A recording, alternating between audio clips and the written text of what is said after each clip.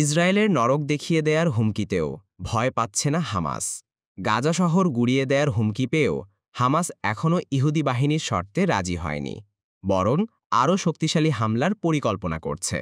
ইসরায়েলের প্রতিরক্ষা মন্ত্রী ইসরায়েল কাটোজ হুঁশিয়ারি দিয়ে বলেছেন, হামাস যদি নিরস্ত্রীকরণে রাজি না হয়, অবশিষ্ট সকল জিম্মিকে মুক্তি না দেয় এবং ইসরায়েলের শর্তে যুদ্ধের অবসান না ঘটায়, তাহলে গাজা শহরকে সম্পূর্ণ ধ্বংস করে দেয়া হবে। শুক্রবার সামাজিক মাধ্যমে তিনি বলেন, খুব শীঘ্রই হামাসের খুনি ও ধর্ষকদের মাথার ওপর নরকের দরজা খুলে যাবে, যতক্ষণ না তারা ইসরায়েলের যুদ্ধবিরোধী শর্ত, বিশেষ করে জিম্মিদের মুক্তি এবং নিরস্ত্রীকরণের বিষয়টি মেনে নেয়। কাটোজ আরও বলেন, যদি তারা রাজি না হয়, তাহলে হামাসের রাজধানী গাজা শহরের পরিণতি হবে রাফা ও বেইত হানুনের মতো।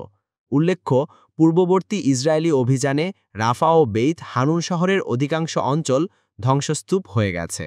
ইসরায়েলের প্রধানমন্ত্রী বেনিয়ামিন নেতানিয়াহু গাজার অবশিষ্ট জিম্মিদের মুক্তির জন্য নতুন করে তাৎক্ষণিক আলোচনার নির্দেশ দেওয়ার একদিন পর ইসরায়েল কাটোজের এই বক্তব্য আসে।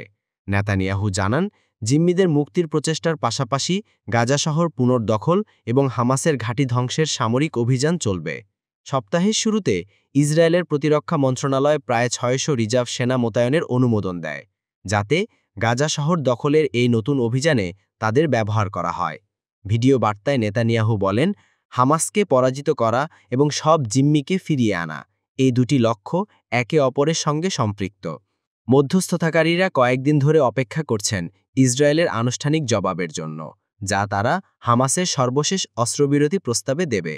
হামাস এই প্রস্তাব চলতি সপ্তাহে গ্রহণ করেছে।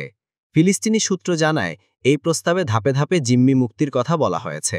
ইসরায়েল জোর দিয়ে বলেছে, সব জিম্মিকে একসঙ্গে মুক্তি দিতে হবে, তবেই চুক্তি হবে। গাজা শহর দখলের লক্ষ্যে ইসরায়েলের লড়াই আরও বিস্তৃত করার পরিকল্পনা আন্তর্জাতিক মহলের তীব্র প্রতিক্রিয়া এবং দেশের ভেতরেও বিরোধিতার মুখে পড়েছে।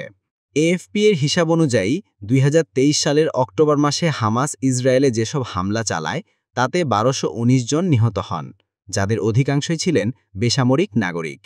পাল্টা অভিযানে ইসরায়েলের সামরিক হামলায় গাজায় এখন পর্যন্ত ৬২,০০০-এর বেশি ফিলিস্তিনি নিহত হয়েছেন, যাদের অধিকাংশই সাধারণ মানুষ। এই পরিসংখ্যান হামাস শাসিত গাজার স্বাস্থ্য মন্ত্রণালয় থেকে পাওয়া, যা জাতিসংঘ বিশ্বস্ত বলে বিবেচনা করে। যেখানে সারা বিশ্বের মানুষ ফিলিস্তিনিদের উপর নির্বিচারে হত্যাযজ্ঞের প্রতি তীব্র নিন্দা ও যুদ্ধবন্ধের দাবি করে আসছেন, সেখানেই ইসরায়েলের এমন নরক দেখিয়ে দেওয়ার হুমকি বিশ্ববাসীকে ভাবিয়ে তুলেছে।